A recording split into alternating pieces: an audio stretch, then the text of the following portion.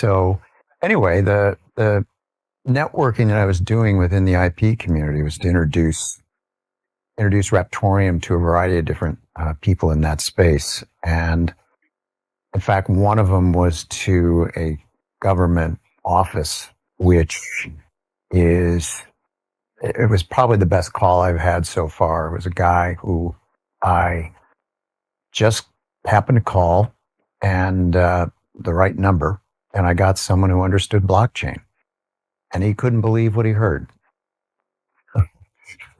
That reinforced and reaffirmed a lot of the things that we've been talking about, and we're going to continue that. We've already started in on providing more information into that particular office, and also within the greater community and networking within the IP community. I've been searching for who amongst creators, whether it's an inventor or an artist or whatever, who would be most likely to use the service, meaning Raptoreum assets, if you will, sooner rather than later.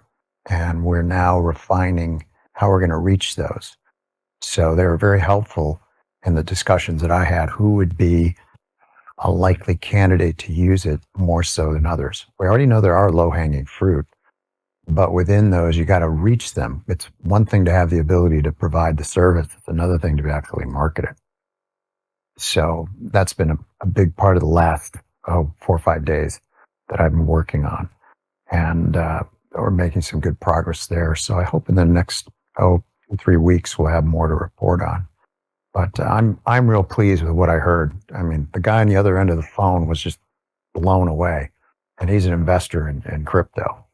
So he had never heard of things. He knew smart contracts. He knew EVM. He knew all sorts of stuff. And when he started asking the right questions, I started going, "Oh, you know blockchain. You're the perfect guy to be talking to." So yeah, that was very encouraging, and it was very affirming, if you will, to what we're doing within that space. And now it's just a question of refining the messaging, and then also where do we go to reach these within these certain low-hanging fruit communities?